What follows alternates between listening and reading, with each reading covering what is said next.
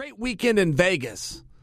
A lot of participation, stayed very busy. I can't remember a UFC in recent memory. I would say as much as the last 12 months, perhaps. From top to bottom that was this loaded.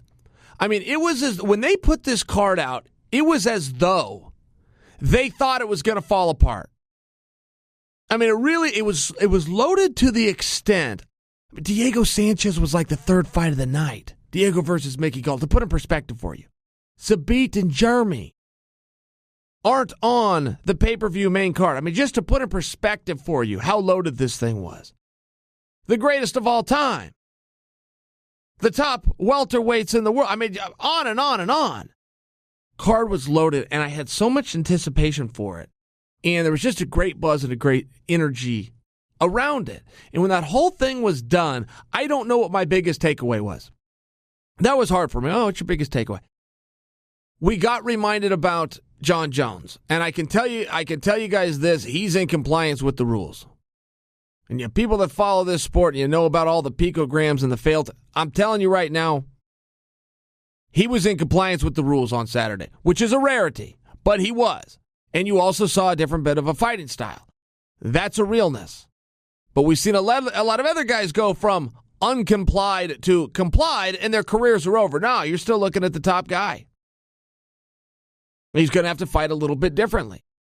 But he's got so many tricks.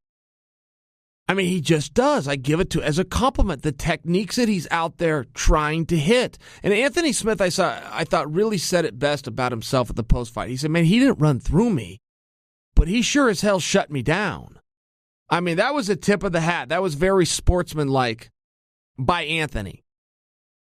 And there was a really tough moment within that fight where Jon had broke the rules. He kicked a down fighter in the head, and then he broke the rule again, and he kneed a down fighter in the head. And the reason it was interesting, all the rules were followed. Herb Dean, the ref, everybody did what was right.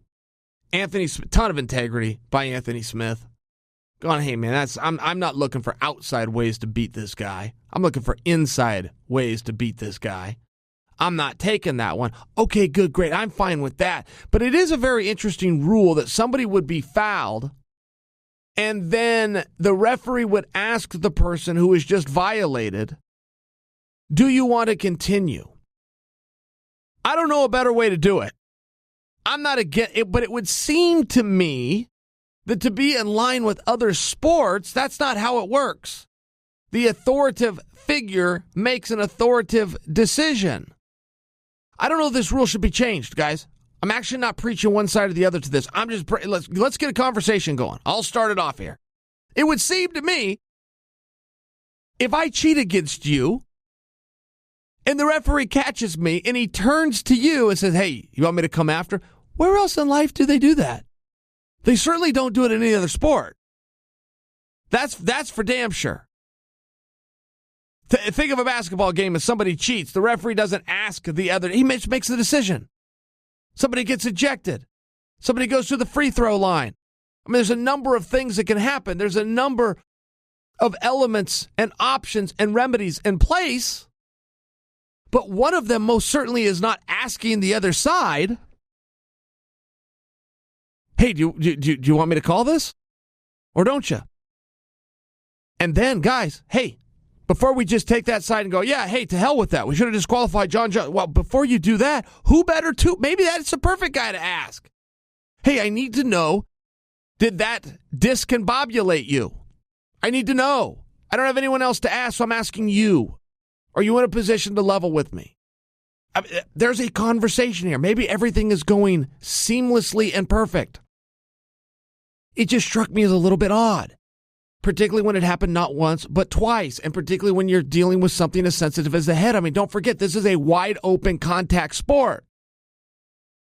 You can talk about all the regulation and all the rules you want.